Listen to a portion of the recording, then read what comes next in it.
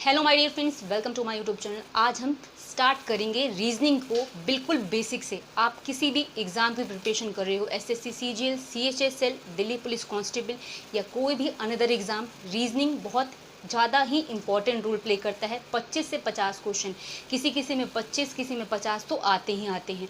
बिल्कुल बेसिक से रीजनिंग की क्लासेस स्टार्ट हो रही है। आज फर्स्ट डे है और आज हम रीजनिंग के क्लासेस को स्टार्ट कर रहे हैं। तो सबसे पहला चैप्टर मैं आज जो स्टार्ट करूँगी वो होगा एनालॉगी का चैप्टर। एनालॉगी रीजनिंग 2 पार्ट में डिवाइड है। अगर मैं बात करूँ रीजनिंग की तो इसके अंदर 2 पार्ट हैं। एक है आपकी वर्बल और एक है आपकी नॉन वर्बल। तो आज हम करेंगे वर्बल की शुरुआत, वर्बल रीजनिंग की शुरुआत। वर्बल इंपॉर्टेंट रोल प्ले करता है, इसके अंदर आपको ज़्यादा समझना है। नॉन वर्बल में ज़्यादा कुछ समझना नहीं है, कॉमन सेंस से आपको आंसर करना है। वर्बल में सबसे पहला चैप्टर एनालॉगी से शुरुआत होगी। एनालॉगी का मतलब है सिमिलैरिटी, जिसको हिंदी में सादृश्यता कहते हैं, यानी एक जैसी हमें रिलेशनशिप को फाइंड आउट करना होता है।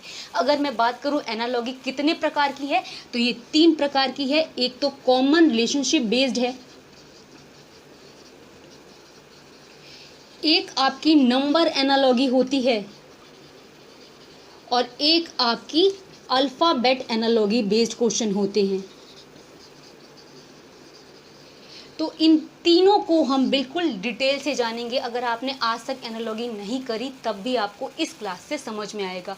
आज की क्लास पूरी में हम कॉमन रिलेशनशिप बेस्ड एनालॉगी किस टाइप से आती है उसको सीखेंगे। उसके बाद हम नंबर एनालॉगी बेस्ड क्वेश्चंस कैसे आते हैं और किससे बेस्ड होते हैं, फिर अल्फ़ाबेट बेस्ड एनालॉगी सीखेंगे। तो विदाउट वेस्टिंग टाइम अपनी क्लास को स्टार्ट करते हैं। सो माय डियर फ्रेंड्स, अगर मैं बात करूं एनालॉगी के चैप्टर की, तो मैंने आपको पहले ही बता दिया है कि एनालॉगी 3 टाइप से आती है। एक तो कॉमन रिलेशनशिप पर आएगी, नंबर एनालॉगी और अल्फ़ाबेटिकल एनालॉगी। तो अगर मैं आज की क्लास की बात करूं तो हम वो सारे टॉपिक समझ लेंगे जिस पर एनालॉगी बेस्ड क्वेश्चंस आते हैं। अगर आपने ये सारे टॉपिक्स क्लियर कर लिए, इंपॉर्टेंट सारे टॉपिक है जिनसे ही क्वेश्चंस बन के आते हैं, तो आप क्लैरिफाई पक्का करोगे एनालॉगी के क्वेश्चंस को। तो पहला टॉपिक जिससे क्वेश्चन बन के आता है वो है कंट्री एंड इट्स कैपिटल के नाम से। यानी किसी भी देश की आपको राजधानी दे देंगे और एक देश की दे के दूसरे की पूछ लेंगे। जैसे कि अगर मान लो मैंने यहाँ पर चाइना लिखा है और चाइना की क्या राजधानी है आपको बताना है, इंडिया की बता दी है कि नई दिल्ली है। अगर इंडिया के सामने नई दिल्ली है तो आपको देख के पता चलेगा ही कि कैपिटल बेस्ड क्वेश्चन है। अब चाइना की आपको पता होनी चाहिए क्या है कैपिटल। तो चाइना की क्या है, बीजिंग है। चाइना की जो कैपिटल है वो क्या है, बीजिंग है। अगर आपके दिमाग में है तो आप करेक्ट करके आओगे, गलत लिखोगे तो नेगेटिव मार्किंग के शिकार हो जाओगे। वैसे ही इसे ऑस्ट्रेलिया का अगर पता होना चाहिए, कैनबेरा है। श्रीलंका का कोलंबो है। अगर मैं बात करूं कनाडा की तो ओटावा है और ऑस्ट्रिया की वियना है। आपको सारे देशों के नाम तो नहीं याद करने, जो बेसिक इंपॉर्टेंट देश हैं, कंट्री हैं, उनकी और उनकी कैपिटल आपको याद करना है। इसको याद करोगे स्टैटिक जीके में भी बहुत हेल्पफुल रहेगी, तो आपको ये याद करना है। उसके बाद मैं बात करूँ नेक्स्ट टॉपिक की, तो स्टेट एंड कैपिटल याद करनी है, यानी हमारे भारतीय राज्य और उनकी राजधानी को। जैसे कि राजस्थान की दे दी कि जयपुर है, तो असम की क्या राजधानी है, असम की राजधानी आपको पता होनी चाहिए जो कि होती है दिसपुर। याद होगा तो लिख दोगे। सारे जितने 28-29 राज्य हैं सबके नाम लिखो, उनके जितने भी चीफ मिनिस्टर हैं, गवर्नर हैं, ये सारे तो आपको वैसे भी याद करने हैं क्योंकि आपके स्टैटिक जीके में हेल्पफुल रहेगा। इसमें से याद करोगे तो 2 नंबर इसके और उसके भी नंबर आपके सिक्योर्ड रहेंगे। अगला टॉपिक है कंट्री एंड इट्स करेंसी। इस पर भी बेस्ड क्वेश्चन आ जाते हैं। जैसे कि इंडिया में जो करेंसी चलती है रुपीज़ में चलती है और कोरिया में कौन सी करेंसी चलती है, यहीं पर आप फंसते हो। तो आपको जो बेसिक कंट्रीज़ हैं, जो ज़्यादा पॉपुलर कंट्रीज़ हैं, उनकी क्या याद करनी है, कैपिटल, करेंसी, प्राइम मिनिस्टर, ये आपको बिल्कुल याद होनी चाहिए। ठीक है। कोरिया की क्या होती है, वॉन होती है। जैसे कि यूएसए में डॉलर चलता है, चाइना में रेनमिनबी चलता है और फ्रांस में यूरो करेंसी चलती है। ऐसे आप बहुत सारे कंट्रीज़ के लिख के याद कर लेना। अब देखो आगे के टॉपिक्स को।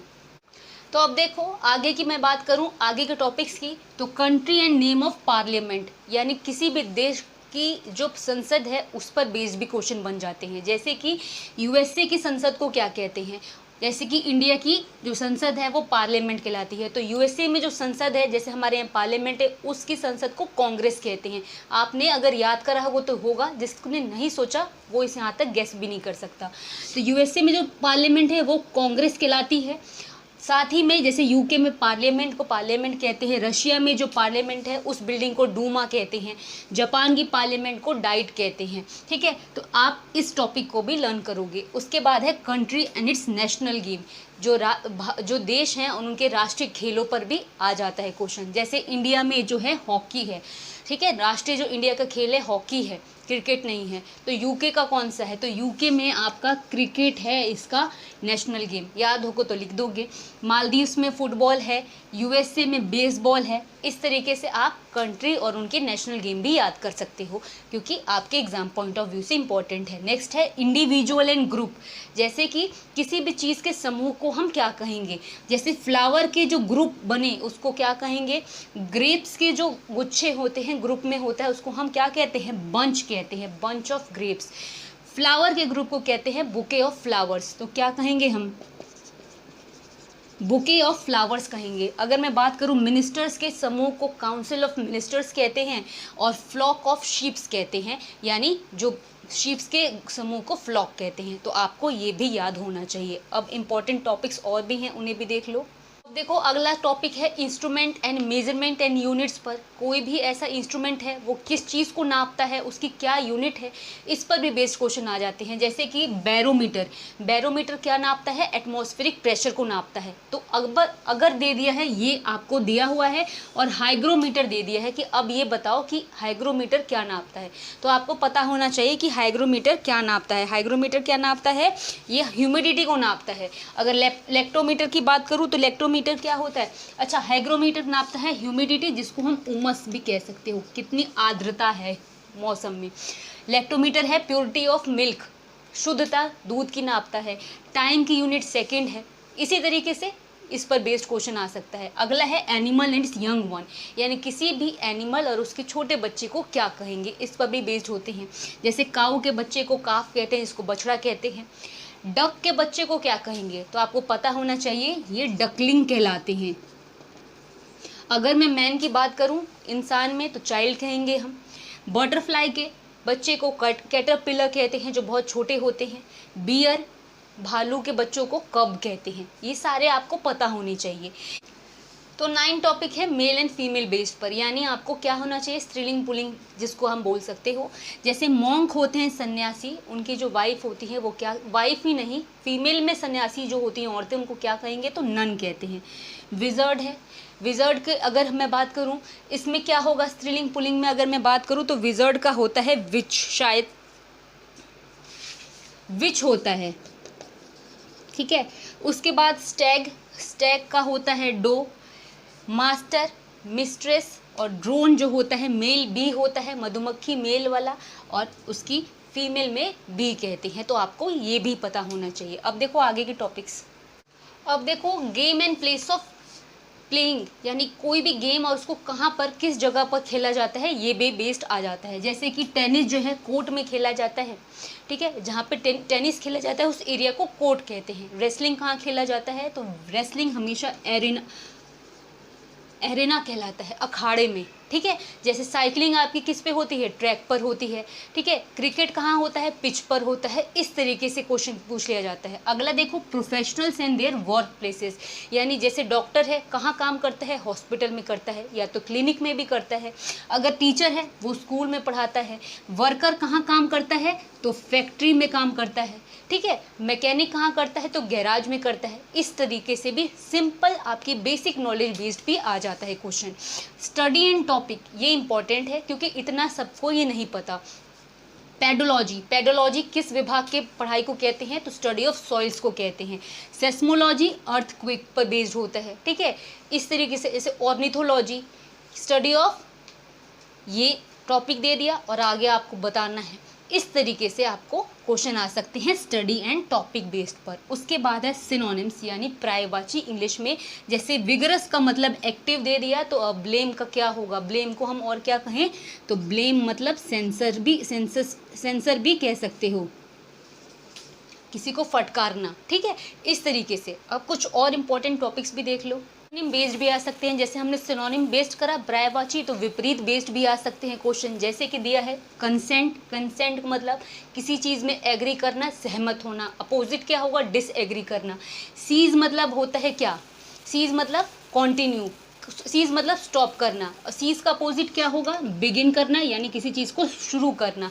इस तरीके से आपको बेसिक इंग्लिश वर्ड्स आते हैं, इसके अंदर कोई हाई फाई वर्ड्स नहीं आते, तो आपको पता होने चाहिए। अगला है प्रोडक्ट एंड मटेरियल, यानी कोई भी प्रोडक्ट किस वस्तु से बनता है उस पर बेस्ड क्वेश्चन। जैसे कि ज्वेलरी होती है, जो गहने बनते हैं वो सोने के बनते हैं, या तो चांदी के या किसी भी चीज़ के। अगर स्पेसिफिक गोल्ड दिया है तो आप गोल्ड समझ गए कि ज्वेलरी गोल्ड से बना है। तो ये जो पेपर होता है जिस पर आप लिखते हैं वो किससे बनता है? तो वो किससे बनता है? पल्प से बनता है। जो गूदा होता है किसी भी चीज़, पेड़ वेड़ का पता नहीं, उससे ही पेपर बनाया जाता है। आपको ऑप्शन दिया होगा, उस अनुसार आपको सिलेक्ट करना है। जैगरी जो होती है, गुड़, जो आप गुड़ खाते हो, किससे बनता है? शुगर केन से बनता है, यानी गन्ने से बनता है। लाइमस्टोन जो होता है किससे? सीमेंट बनता है, ठीक है। इस तरीके से आपको पता होना चाहिए product and material based question को सॉल्व करने के लिए। Animal, thing and their sound, कोई भी जानवर की आवाज़ पर क्वेश्चन आ जाएगा, या तो वस्तु की आवाज़ पर। जैसे जो सिक्के होते हैं वो खनखनाते हैं, उसको क्या बोलते हैं? जिंगल करना। कॉइन्स की आवाज़ जिंगल कहलाती है। मंकी की आवाज़ को क्या कहते हैं? जो मंकी बड़बड़ाते हैं उसको, उसकी आवाज़ को क्या कहते हैं? तो उसको हम क्या कहेंगे? गिबर करना कहलाता है। जैसे स्नेक की आवाज़ को हिस करना कहते हैं, ठीक है, जो फुफकारते हैं वो हिस कहलाता है। Disease and causative agent 18th topic है। जैसे कोई भी बीमारी किस कारण हो रही है, जैसे आपको मलेरिया पता है, मॉस्किटो के काटने से होती है। ट्यूबरक्लोसिस है, एयरबॉर्न डिसीज़ है। अगर बात करूँ कॉलेरा की, तो कॉन्टामिनेटेड फूड एंड वाटर से होती है। इसी तरीके से कोई भी आपको कॉमन रिलेशनशिप पर क्वेश्चन बना देंगे, आपको करने होंगे। तो ये जो 18 टॉपिक दिए हैं मैंने, अगर आपने सबको अच्छे से कवर कर लिया, तो जो सिमिलैरिटी बेस्ड, जो सिमिलैरिटी तो होता ही है एनालॉगी का मतलब, but common relationship based question आ गए तो आप पक्का करके आओगे एग्जाम में। ये सारे इंपॉर्टेंट टॉपिक्स थे, इन्हीं में से क्वेश्चन आते हैं अगर इस टाइप से रिलेशनशिप बेस्ड क्वेश्चन आए तो। कैसी लगी क्लास? समझ में आई हो या कोई डाउट हो तो कमेंट कर देना। समझ में आई हो तो वीडियो को लाइक करके शेयर कर देना। अब हम मिलेंगे अगली क्लास में, तब तक के लिए थैंक्स फॉर वॉचिंग।